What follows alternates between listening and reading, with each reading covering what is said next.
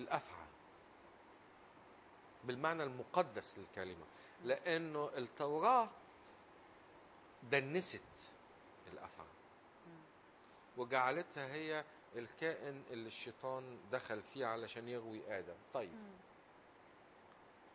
طول الوقت في وعينا المعاصر تحت تأثير الثقافة الدينية بننظر إلى الأفعى باعتبارها حاجة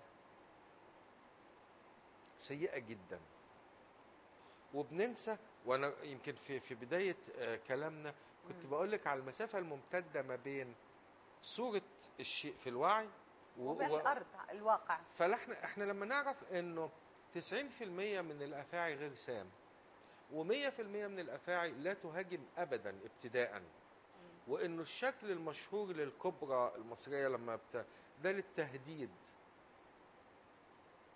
وبعدين فكره انسلاخها من جلدها القديم، فكره انها كائن متوحد، فكره انها شعار كليوباترا والنفرتيتي وسميراميس وعشتار وإيزيس الإلهة المصرية القديمة. وفي واحدة من أشهر الترانيم الدينية في زمن ما قبل طبعا الأديان الثلاث بتقول إيزيس الإلهة يعني بحسب النص المكتوب: يوم أفني كل ما خلقت تعود الأرض محيطا بلا نهاية، وحدي أنا سأبقى وأعود كما كنت دوما أفعى خفية عن الأفهام أو عصية عن الأفهام. فهذه الصورة تم طمسها تماما مثلما تم طمس الجانب المقدس في الأنثى لصالح طبعا تغيرات كتير كانت بتتم على المستويات الحضارية والعسكرية والسياسية والدينية. نعم. وكل ده اشترك معا إلى صياغة إطار لتدنيس المرأة بعين ما تقدست به.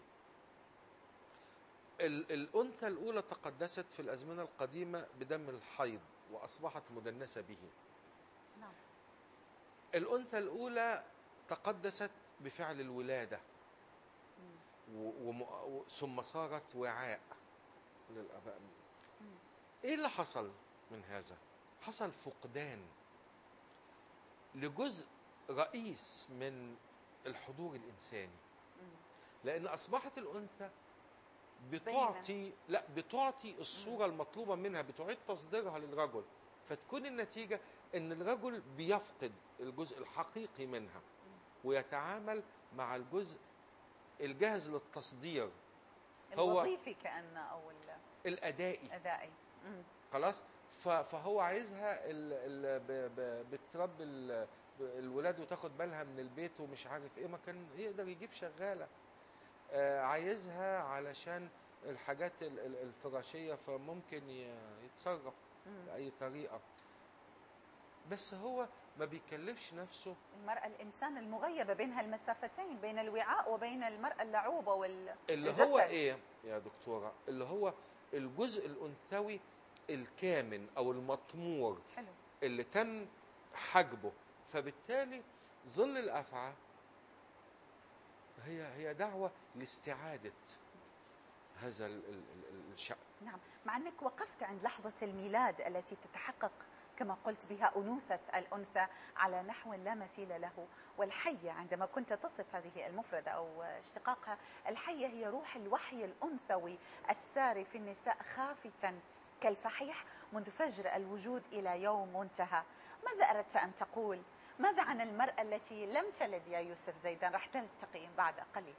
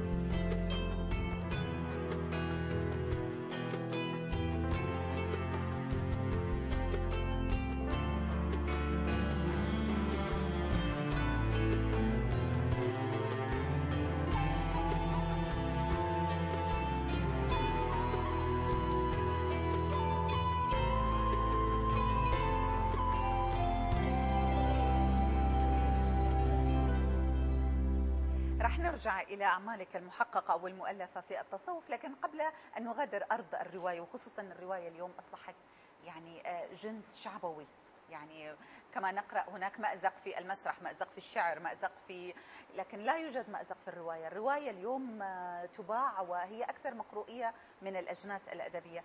من هم الروائيون المصريون دكتور يوسف الذين تعتقد أن أدبهم يكشف عن علاقة قوية بالتراث فهو متقدم غير جمال الغيطاني؟ لا يعني مسألة تعريفنا ايه للتراث، هل هو اللي كان من 100 سنة مثلا فنقول نجيب محفوظ، ولا هو اللي كان زمان خالص من عدة قرون، وبالتالي نقول جمال ونقول محمد جبريل ونقول بعض المجتهدين من الجيل الأحدث. لا، كلمة التراث كلمة مطاطة جدا، واحيان في احيان كتير بتكون غير دقيقه او غير محدده الانطباق على شيء.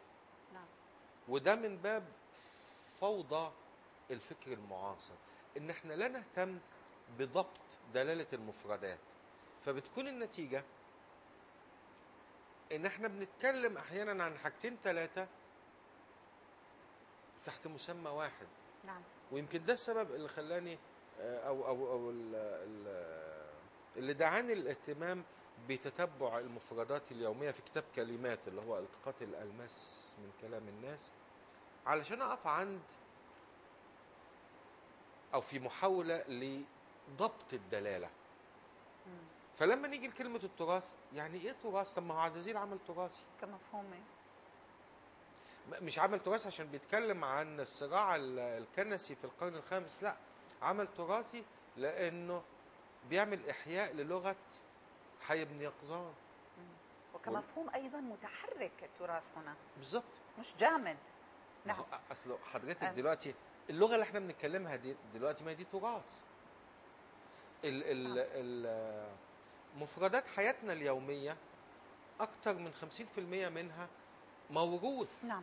يعني جاي من فهو تراث. حتى نقترب من ذائقة دكتور يوسف زيدان في عالم الرواية، من هم الروائيون لنقل العرب الذين تعتبرهم أبرز اليوم إلى جانب الروائيين المصريين؟ أنا راح أعطيك 3 يعني أسماء روائية من كل منطقة جغرافيات من المغرب العربي. يعني بمن تبدأ إذا أعطوك 3 نصوص للطاهر بن جلون، واسين الأعرج، رشيد بوجدرة، من تختار أولا؟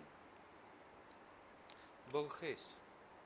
بورخيس مش من المغرب، يعني بعيد جدا، يعني جواب دبلوماسي، شردت من السؤال. الطاهر بن جلون ولا واسين الأعرج ورشيد بوجدرة؟ بمن تبدأ أولا؟ ما قلنا الأفضل، بمن تبدأ؟ على فكرة أنا أموت في بورخيس، يعني ما عندي مشكلة معه، بس أنا أبي واحد من هالأسماء. لا، أنا عندي إجابتي برضه، أصله أنا مش دكتور مصدر. بمن تبدأ؟ من أبدأ القراءة بمن يقع تحت يدي. مش عايز تجاوب يعني؟ لا، مش عايز أتحول إلى سلطة حكم. أنا مش سلطة حكم، ذائقتك دكتور، يا دكتورة، حتى نقترب من يوسف زيدان وذائقته وقراءاته، وعايزين نعرف، احنا نحب يعني جميل. احنا عرفناك قرأنا لك، بس عايزين نعرف ذوقك في القراءة جميل. كمان. من حقنا ولا مو من حقنا كقراء؟ لا، هقول لك طبعا ومشاهدين، يعني من حقك جدا. ذوقي الروائي تحديدا مش شرط انه حكم، هذا ذوق. بيقف على قمته بورخيس، ثم جابرييل غارسيا ماركس، ثم الأدباء الروس، ثم الأدباء العرب، ثم العرب. مين العرب؟ أسماء كثيرة. الرواية اليوم ما شاء الله في إنتاج غزير. عايزة تعرفي مين أهم كاتب يعني من وجهة نظري؟ أنا كنت مسهلة لك الموضوع، حاطة لك من كل جغرافيا 3 أسماء. لا، من غير هذه التسهيلات. النهارده الصبح وأنا جاي في الطيارة خطر في بالي مين أهم كاتب في مصر. رجعنا لمصر. ما مصر مش يعني متعصب ولا متحيز ولا حاجة لا أبدا. لا. أنا متعصب حتى النخاع. فراعنة. لا، مصريين. عشاق، مش مسألة فراعنة. بشوف إنه بلال فضل هو أهم كاتب. أنا ما قلتش أقول العرب عشان ما أظلمش حد تانيين يعني، ليه بلال فضل؟ انا ما اعرفوش على فكره، عمري ما قابلته، بس بقرا له اللي بيه. لانه الوحيد اللي لا يزال عنده القدره على الضحك والسخريه والكتابه اليوميه المتدفقه وتحويل مفردات الواقع الهشه جدا. فالمقال اللي بقراها له بيتكلم عن انه مودي بنته للمدرسه عشان انفلونزا الخنازير بس. احنا دخلنا من الروايه للكتابه اليوميه دكتور. انت طلعتنا من مود لمود اخر. عشان يعني كتاب الخليج العربي من لبنان، هاي الاقلام النسائيه، او يعني ما في اسم. لا انا لا احكم على من يكتبون. الهدهد. الهدهد مقاله لادونيس في جريده الحياه. شو قصه الهدهد؟ احكي لنا.